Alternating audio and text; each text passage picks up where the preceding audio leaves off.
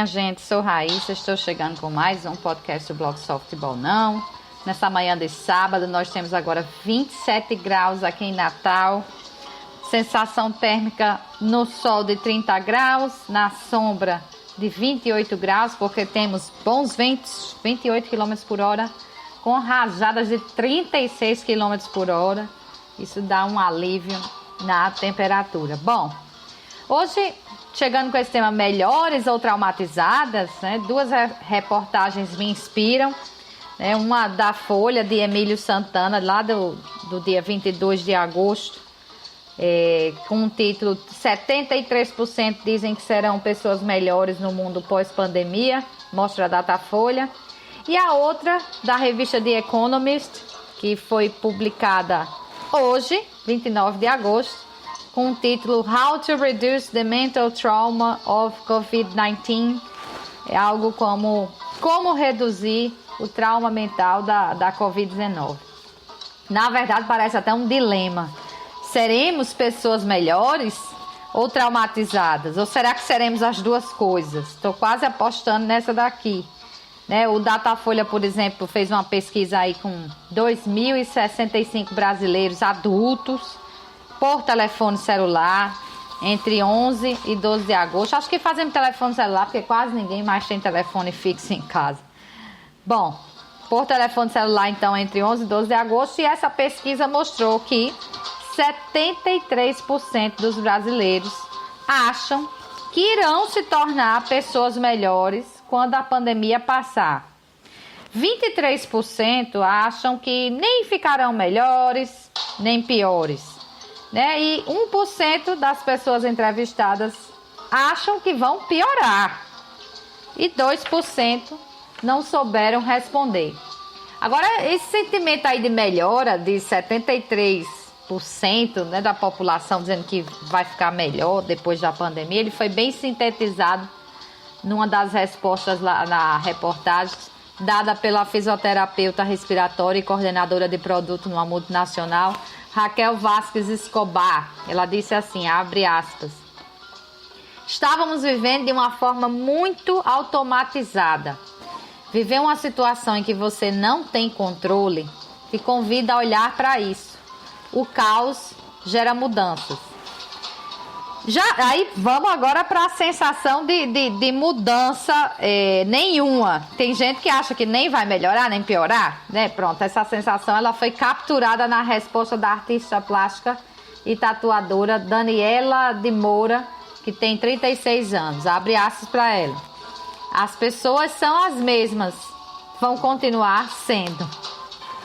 Bom, agora é bom dizer que essa pergunta aí, que a gente está tratando dessa onda de otimismo, né? Eu faço parte dessa onda de otimismo, mas ela se refere às perspectivas da própria pessoa entrevistada em relação a ela mesma. A pergunta era, se eu não me engano, se você... O que aconteceria com você após a pandemia, né? Se você seria uma pessoa melhor, pior, não mudaria, né? Então, quando a pergunta mudou para ser o que a pessoa achava a respeito da maioria dos brasileiros, quer dizer, não só dela, o percentual da melhora já deu uma diminuída. Era 73%, passou para 54%. Ainda a maioria achando que vai melhorar, mas mesmo assim uma queda grande. O percentual de gente que acha que nem vai ficar melhor, nem vai ficar pior, também aumentou para 31%. E o percentual de piora, né? Aquelas pessoas que acham que depois da pandemia a maioria vai piorar, também subiu, né? Se era 1% na anterior, passou para 9% nessa pergunta. E 7% ficaram aí sem saber o que responder.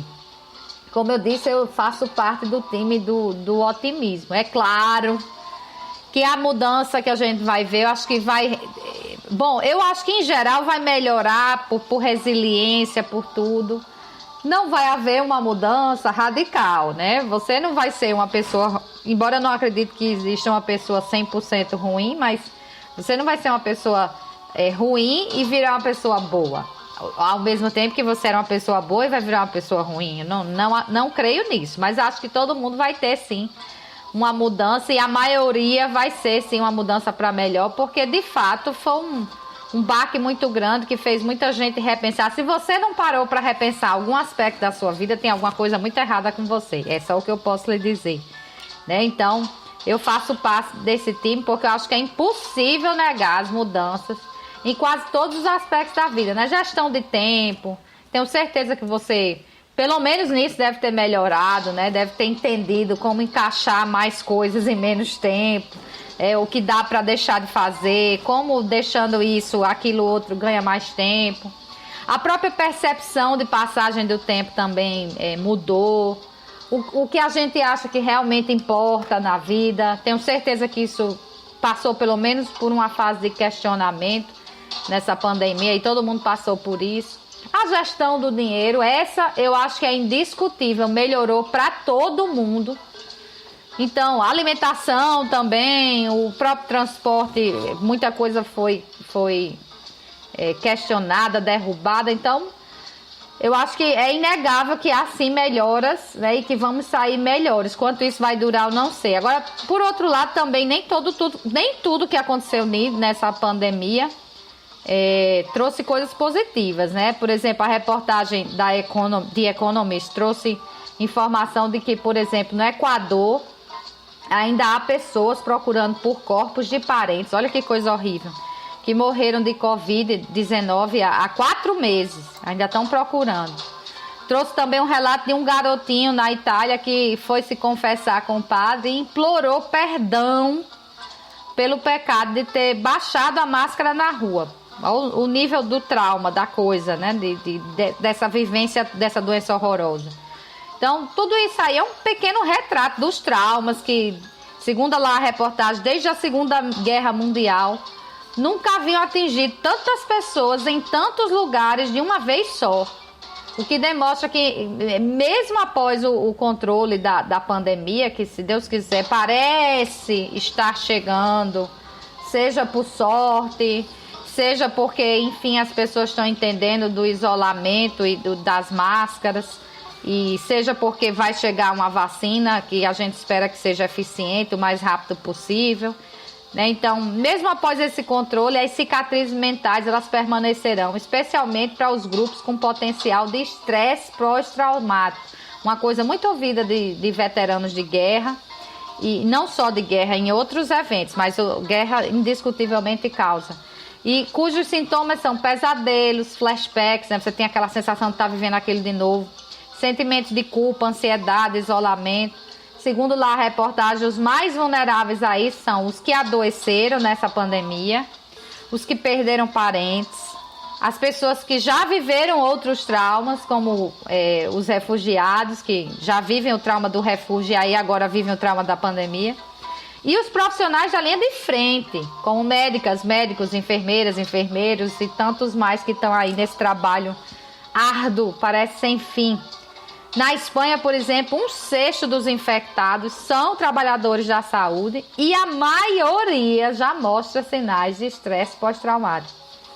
Em Bangladesh, onde a renda dos pobres despencou 80% com as medidas para conter a Covid-19, né, como os lockdowns, numa pesquisa que foi feita, 86% das pessoas relataram, então, estresse relacionado à Covid-19.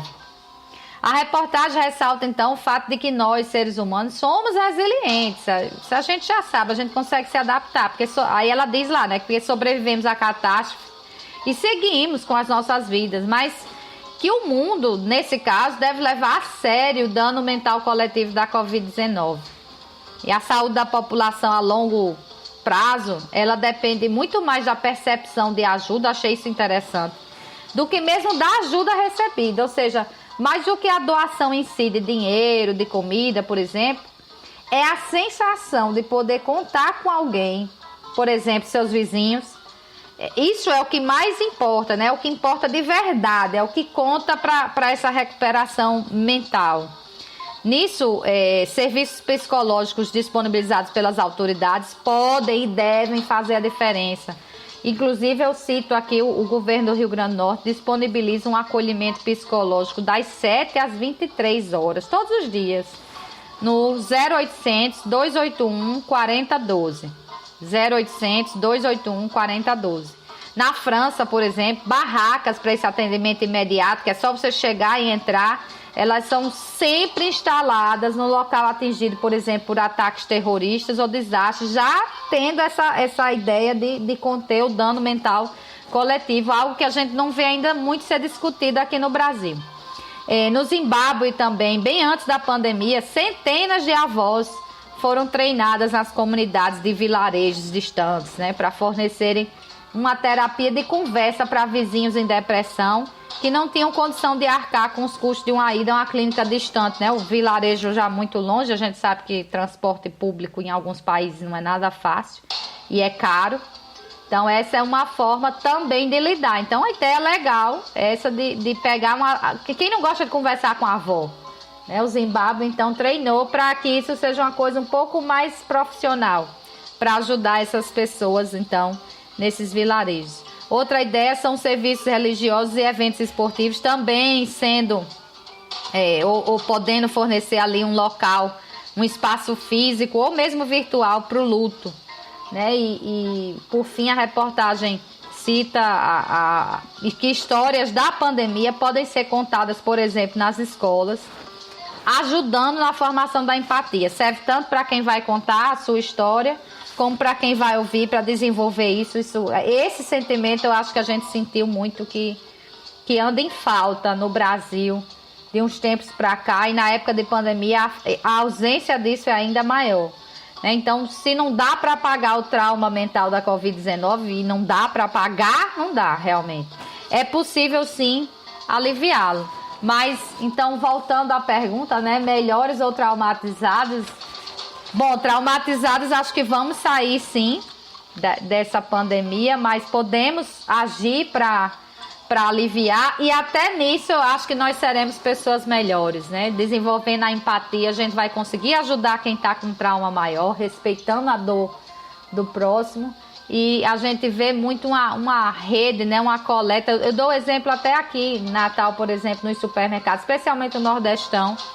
Tem um sistema que você pode comprar um item ali nas suas compras. Qual a diferença que um item vai fazer nas suas compras? Mas vai fazer toda a diferença lá no... Eu acho que é o Busão Solidário o projeto. Todo mundo compra ali. Se todo mundo que entrar comprar um item, no instante você forma as cestas e vai ajudar quem está com dificuldade financeira. E olha que tem muita gente. Aliás, todos estamos com dificuldades. Acho que só não os banqueiros e políticos, mas todos estamos com dificuldades financeiras. Mas quem está com mais dificuldade financeira ainda, que às vezes não tem nem a perspectiva da compra da alimentação, que deve ser horrível. Então, nesse ponto eu digo, acho que vamos sair os dois mesmo, melhores e traumatizados, mas quanto mais a gente se aproximar dos melhores, né, das melhores práticas, da empatia, da ajuda ao próximo, mais a gente vai conseguir aliviar a dor das pessoas que realmente vão sair traumatizadas dessa pandemia. Bom, espero que vocês tenham gostado desse tema de hoje, né? Mais uma vez discutindo esse negócio que a gente não conseguiu ainda entender, que é tão novo, não completou nem um ano, e que já está todo mundo aí na perspectiva.